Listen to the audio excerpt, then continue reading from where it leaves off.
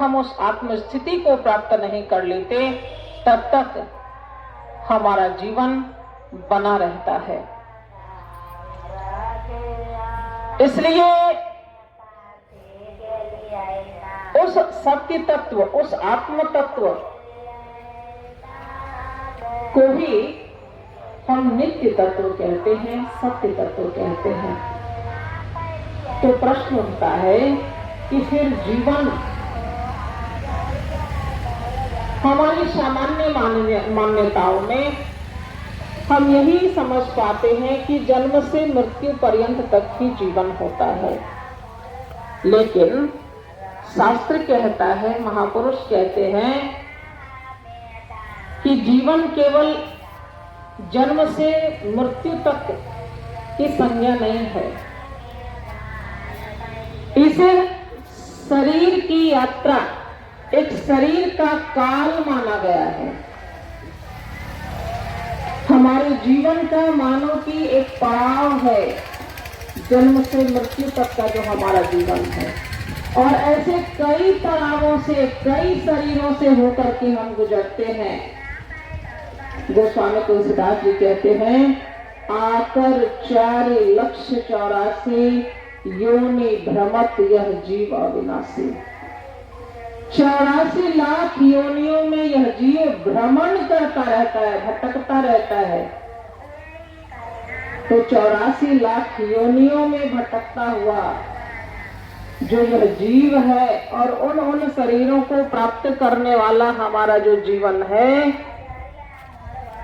84 लाख योनियों में, अर्थात 84 लाख को शरीर को प्राप्त करने वाला यह जीव, मानो कि तब तो जन्म से मृत्यु पर्यंत यदि हम जीवन कहेंगे तो यह 84 लाख जीवन को कम से कम प्राप्त करता है।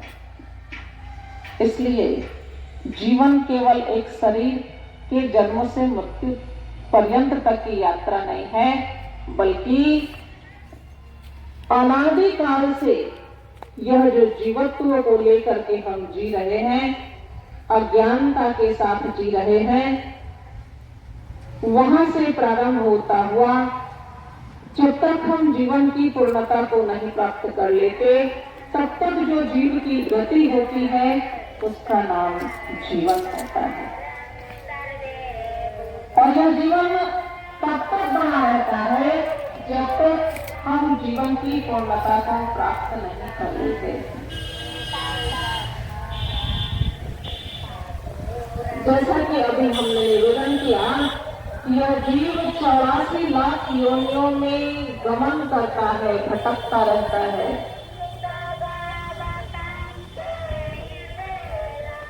तो यह जीवन अनेक शरीरों से होकर के अनेक योनियों में गमन करता हुआ जीवन की पूर्णता को प्राप्त करने के लिए प्रयत्न करता है।